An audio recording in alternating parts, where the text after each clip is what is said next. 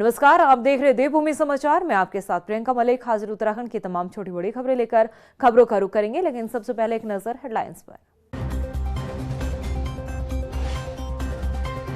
उत्तराखंड में राष्ट्रीय खेलों का आगाज। देहरादून से पीएम मोदी ने किया नेशनल गेम्स का उद्घाटन। कार्यक्रम में दिखी लोक संस्कृति की छटा।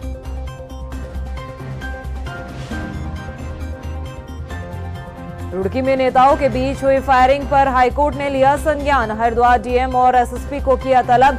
कानून व्यवस्था बिगड़ने पर लिया गया एक्शन।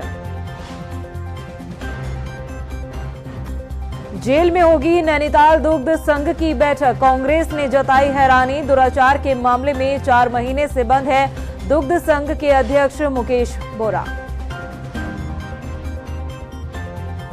और पौड़ी में शिक्षक की शर्मनाक हरकत। स्कूली छात्रा के साथ की छेड़छाड़। 2 टीचर के खिलाफ पोक्सो एक्ट में मुकदमा दर्ज।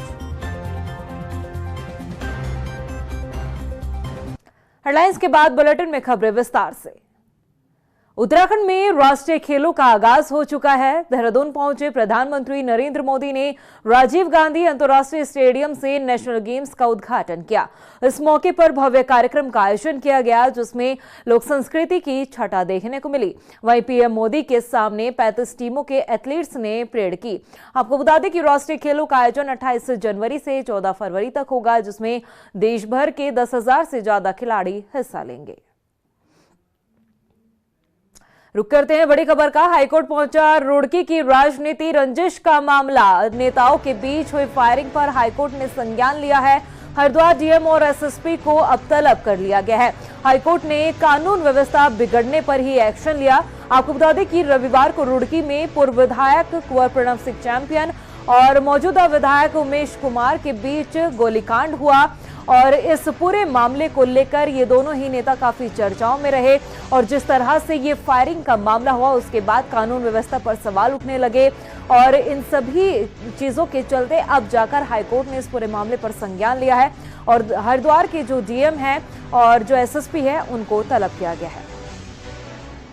रुक करते अगली खबर का। रुड़की में गुज्जर और ब्राह्मण समाज की बैठक स्थगित हो चुकी है। 29 जनवरी को होने वाली थी गुज्जर समाज की महापंचायत और 31 जनवरी को होने वाली थी ब्राह्मण समाज की बैठक। गुज्जरों की महापंचायत को लेकर चैंपियन की पत्नी ने जानकारी दी है। आपको बता दें कि चैंपियन ने जेल से स्थानीय लोगों के लिए एक पत्र भेजा, जिसमें उन्होंने महापंचायत को स्थगित करने की भी बात कही है। वहीं फायरिंग मामले में चैंपियन को किसी भी तरह का कोई पछतावा नहीं है, ये भी बात उन्होंने इस पत्र में लिखी।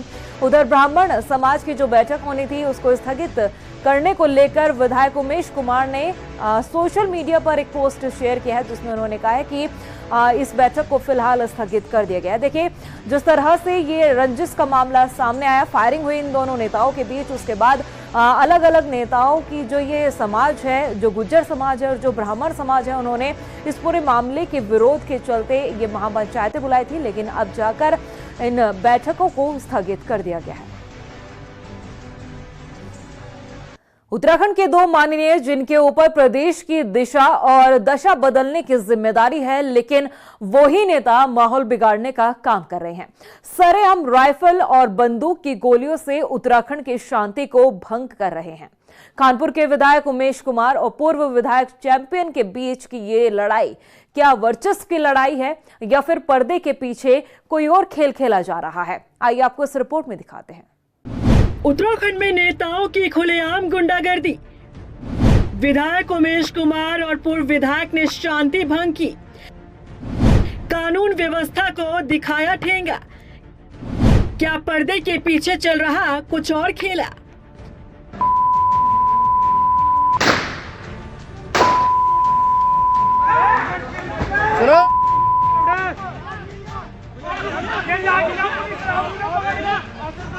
उत्तराखंड के नेताओं की गुंडागर्दी इन दिनों चर्चाओं का विषय बनी है। कानपुर से विधायक उमेश कुमार और पूर्व विधायक कुंवर प्रणव सिंह चैंपियन के बीच रविवार जो कुछ हुआ उसे पूरे प्रदेश ने देखा। कानून का मजाक उड़ाते दोनों नेताओं की गुंडागर्दी से लोग दहशत में हैं।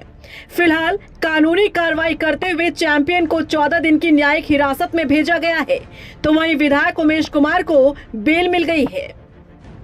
रुड़की गोलीकांड में विधायक के हथियारों के लाइसेंस निलंबित कर दिए गए, वहीं पूर्व विधायक चैंपियन और उसकी पत्नी और बेटे के 9 शस्त्र लाइसेंस भी निलंबित किए गए हैं।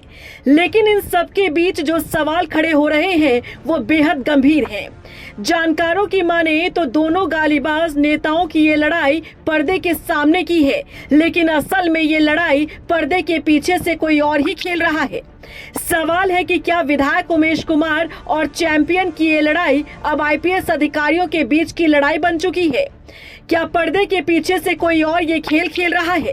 इससे भी ज्यादा जरूरी तो ये समझना हो जाता है कि आखिर शांत प्रदेश उत्तराखंड में खुलेआम कानून को अपने हाथ में लेने की हिम्मत आखिर इन नेताओं में कहां से आई?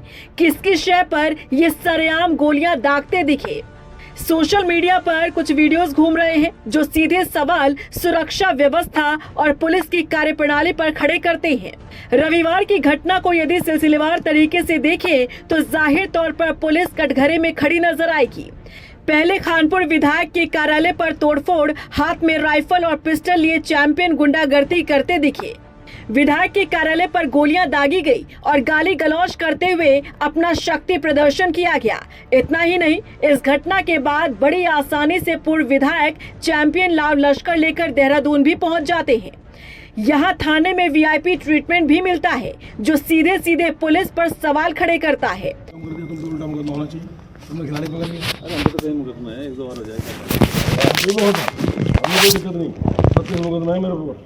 तो कहना है मर्दों का वो तो सारे कटवा लिए आपने।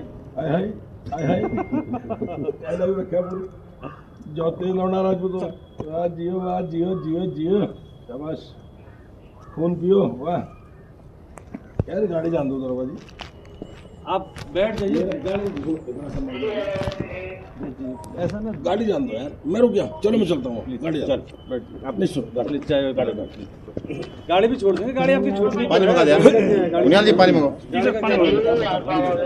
कुछ देर बैठ तो जाइए। आप तो ऐसा आर्गुमेंट कर रहे हैं कि आप समझ नहीं रहे बात को। थोड़ी देर बैठ जाइए तो सुमेर अपने। सवाल है कि एक नेता रुड़की से देहरादून गुंडागर्दी करता हुआ आता है और पुलिस को इसकी भनक तक नहीं लगती, या यूं कहें कि जानकारी तो पूरी थी लेकिन पुलिस अनजान बनी रही। और ये हाल तब जब प्रधानमंत्री नरेंद्र मोदी का देहरादून दौरा हो। ऐसे में सुरक्षा व्यवस्था की पोल इन नेताओं की गुंडागर्दी ने खोल कर रख दी है। खानपुर विधायक उमेश कुमार और चैंपियन के बीच की ये तल्खी कई दिनों से चली आ रही थी। सोशल मीडिया पर एक दूसरे को अपनी मर्दानगी और सबसे बड़े गालीबाज होने का दम भरते इन नेताओं के कई वीडियोस और पोस्ट सामने आए। बावजूद इसके पुलिस किसी भी तरह से अलर्ट नहीं दिखी। अब ऐसा तो हो नहीं सकता कि जिस गुंडागर्दी को पूरे प्रदेश की जनता ने देखा, पुलिस वालों ने आंखें मूंद ली हो। लेकिन हाँ, इस घटना के सामने आने के बाद ये जरूर अंदेशा लगाया जा रहा है कि ये लड़ाई महज इन नेताओं के बीच नहीं बल्कि पर्दे के पीछे तो कोई और ही खेल खेल रहा है। वहीं रुड़की में खुलेआम जनप्रतिनिधियों की गुंडागर्दी के विरोध में देहरादून में महानगर कांग्रेस ने पुतला दहन किया है। इस मौके पर कांग्रेस के महानगर अध्यक्ष जसविंदर सिंह गोंगी ने कहा है कि बीजेपी के नेताओं ने क्षेत्रीय समुदाय के लिए आपत्तिजनक शब्दों का इस्तेमाल किया है, जो काफी निंदनीय है, और नेताओं की गैंगवॉर ने प्रदेश की कानून व्यवस्था पर सवाल खड़े किए हैं। देखिए, जिस तरह से भाजपा के जो नेताओं ने क्षेत्रीय समुदाय के लिए आपत्तिजनक शब्द बोले हैं, उसकी जितनी कड़ी शब्दों में निंदा करी जाए उतनी कम है। और साथ ही साथ खानपुर में जो गुंडागर्दी का जो नंगा नाच हुआ है, जो जनप्रतिनिधि एक बंदूक लहरा रहा है, दूसरा दूसरे कार्यालय में जाके खुलेआम गोलियां चला रहा है, और कानून व्यवस्था का पता चलता है कि किस तरह से कानून व्यवस्था अपना काम कर रहा है। भाजपा सरकार को पता चलना चाहिए कानून व्यवस्था किस तरह से कार्य कर रहा है। इन सभी चीज़ों को हमारा रोष है और आज हम लोगों ने भाजपा सरकार का पुतला दहन किया है और हमारी मांग है इन सब जनप्रतिनिधियों पर सख्त से सख्त कदम उठाएं और इस तरह से कार्रवाई भविष्य में ना हो पाए। वहीं नैनीताल दुग्ध संघ की बैठक इस बार जेल के अंदर होने जा रही है, जिसे लेकर कांग्रेस ने हैरानी जताई है। कांग्रेस की प्रवक्ता गरिमा मेहरा दसोनी ने कहा है कि हल्द्वानी दुग्ध संघ अध्यक्ष मुकेश बोरा पर धारा 376 में मुकदमा चल रहा है। उनके ऊपर दुराचार के गंभीर आरोप लगे हैं। ऐसे में वो पिछले 4 महीने से जेल के भीतर है और अब जेल के भीतर ही बैठक बुलाने की उन्हें अनुमति दे दी गई है, जो हैरान करने वाली बात है। उन्होंने कहा है कि ऐसा बीजेपी राज में ही हो सकता है। वहीं कांग्रेस ने रुड़की में हुई नेताओं के बीच गैंगवॉर मामले पर भी निशाना साधते हुए आरोप लगाया कि बीजेपी राज में कानून व्यवस्था की कोई नामो निशानी अब नहीं बची है। बहुत अचंभित और हतप्रभ करने वाला है। ऐसा लग रहा है जंगल राज व्याप्त हो गया है प्रदेश के अंदर। सर्कस चल रही है या सरकार, शासन प्रशासन परमिशन दे रहा है एक ऐसे व्यक्ति को जिसके ऊपर अपनी महिला कर्मचारी और उसकी नाबालिग बच्ची के साथ 3 साल तक दुराचार करने के गंभीर आरोप लगे हैं। 1 महीने तक वो पुलिस को छकाता रहा और फिर रामपुर उत्तर प्रदेश से पकड़ा गया और 25 सितंबर से वो 4 महीने से जेल में है व्यक्ति, और अब जेल में दुग्ध संघ की बैठक होगी। यानी कि ना उसको उसके पद से निष्कासित किया गया, ना उसकी सेवाएं समाप्त की गई। ऐसा लग रहा है कि दुग्ध संघ, नैनीताल और भारतीय जनता पार्टी का गुजारा ही बिल्कुल मुकेश बोरा के बगैर नहीं है। वहीं लैंसडौन विधानसभा के जयहरीखाल ब्लॉक में विधायक ने जिला योजना की 5 किलोमीटर सड़क का शिलान्यास किया है। इस मौके पर विधायक दिलीप सिंह रावत ने कहा है कि हर गांव को पक्की सड़क से जोड़ने का लक्ष्य धामी सरकार ने रखा है और लगातार इस लक्ष्य पर काम किया जा रहा है। वहीं सड़क निर्माण को लेकर स्थानीय लोगों ने विधायक का आभार जताया। बहुत बहुत धन्यवाद विधायक जी का जी। हमारे यहाँ पहले बहुत दूर जाते थे हम लोग, बहुत परेशानी होती थी। जब सामान लाना हो, किसी का पर्स हो, किसी कोई बीमारी हो, बहुत परेशानी होती थी। सब पुलिस हम मेड बुलाते थे नेपालियों को, तब तो हम ले जाते थे जी। अब रोड आने से हमें बहुत सुविधा हो गई कि अभी ये जो मुख्य मार्ग है इसमें चौड़ीकरण का काम हो रहा है और मैं समझता हूँ कि चौड़ीकरण भी, और जहाँ बस्ती है वहाँ 1 किलोमीटर जो है पक्कीकरण का भी है। और क्योंकि ये अलाइनमेंट पूर्व में सही नहीं हो पाया, इसलिए ये अब ये सुधारीकरण किया जा रहा है। इसके अलावा हम ये गांव बिताड़ा के लिए जो गांव तक जा रही है रोड, उसका ये ब्रांच रोड का आज हमने शिलान्यास किया है। वहीं पौड़ी जिले के धुमाकोट थाना क्षेत्र के एक इंटर कॉलेज में तैनात 2 शिक्षकों के खिलाफ एक नाबालिग छात्रा से छेड़छाड़ के आरोप में मुकदमा दर्ज किया गया है। छात्रा के पिता ने पुलिस को तहरीर देकर इस मामले की जानकारी दी थी। एसएसपी लोकेश्वर सिंह ने बताया कि मामले की गंभीरता को देखते हुए जांच के आदेश दिए गए। दोनों शिक्षकों के खिलाफ पोक्सो एक्ट और छेड़छाड़ की धाराओं में मुकदमा दर्ज किया गया है। थाना धुमाकोट क्षेत्र के अंतर्गत एक शिकायत हमारे पास प्राप्त हुई है, जिसमें 17 वर्ष की बालिका के साथ एक स्कूल के ही अध्यापक के द्वारा छेड़खानी का आरोप लगाया गया है, जिसमें हम लोगों ने संज्ञान लिया है और मुकदमा पंजीकृत किया जा रहा है। और मुकदमा पंजीकृत करने के उपरांत इसमें बालिका का मेडिकल परीक्षण व कोर्ट में बयान दर्ज करवाए जा रहे हैं और साथ ही साथ जो इसमें जिन पे आरोप लगाए गए हैं उनके विरुद्ध अग्रिम कार्रवाई हमारे द्वारा की जाएगी। उधर अल्मोड़ा में पुरानी पेंशन स्कीम को लागू करने की मांग को लेकर कर्मचारियों ने मुख्य शिक्षा अधिकारी कार्यालय में धरना प्रदर्शन किया। इस दौरान कर्मचारियों ने सरकार के खिलाफ जमकर नारेबाजी की। फेडरेशन के मंडलीय अध्यक्ष ने कहा है कि सरकार मंत्री, विधायक और नेताओं को पुरानी पेंशन का लाभ दे रही है, लेकिन कर्मचारी वर्ग पुरानी पेंशन से वंचित है। हमारे द्वारा पूरे राष्ट्र में है ये प्रदर्शन पुरानी पेंशन बहाल के लिए।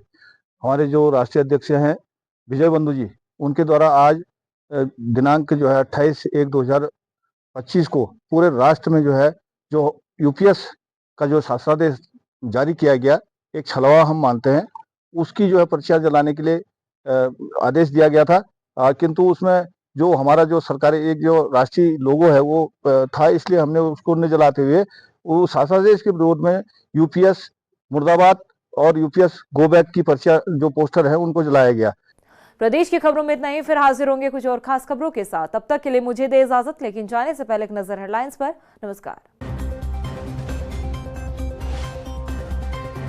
उत्तराखंड में राष्ट्रीय खेलों का आगाज। देहरादून से पीएम मोदी ने किया नेशनल गेम्स का उद्घाटन। कार्यक्रम में दिखी लोक संस्कृति की छटा।